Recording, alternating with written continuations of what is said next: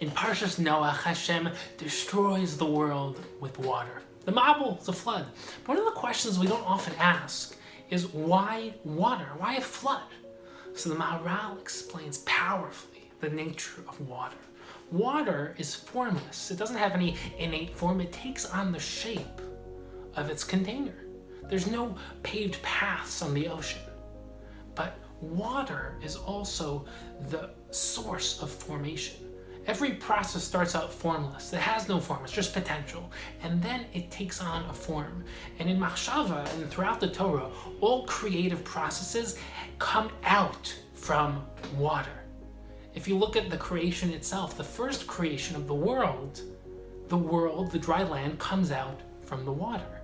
And Hashem wasn't destroying the world, he was recreating the world from Noach and his family. So he re-immersed the world in water, and once again the dry land came out from the water. Form came out from the formless, and only once the dry land showed did Noach come out. And the Maharal brings some fascinating proofs for this idea. When the Jewish people were being created, it was, so to speak, a recreation of the world. But from Klal Yisrael's perspective, that's why they had to go through the Yam Suf. Kriyas Yam Suf, according to the Mefarshim, was not really necessary. According to one midrash, the Jewish people came out the same side they entered. So what was the purpose? It was recreation. They went into the waters as individuals and they came out as a nation. A ger, someone who converts, also goes into a mikvah. Mikvah is that same process of going into a body of water and coming out reborn. And fascinatingly, not only is this on the world level, not on the national level, but the individual level, each of us, when we were in the womb, was surrounded by water, the fetal fluids. We come out reborn. And fascinatingly, the word for fetal fluids is mei shafir, the same root as shofar. And the whole purpose of the shofar is waking us up to recreate ourselves. And that's why in the womb, when we are originally born, it's the mei shafir, that same root of birth, of creation.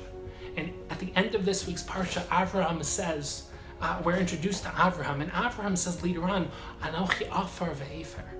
And the question is, what does this mean, I'm but dust and ashes? But the deeper pshat of this famous saying is, Afar ve'efer, dust and ashes. Ashes means to break something down to its elemental form, and dirt is the foundation from which growth comes. And Avram saying, every day I break myself down and recreate myself. And we need to ask ourselves, are we choosing who we're destined to be? Are we just living just robotically, or are we creating our identity?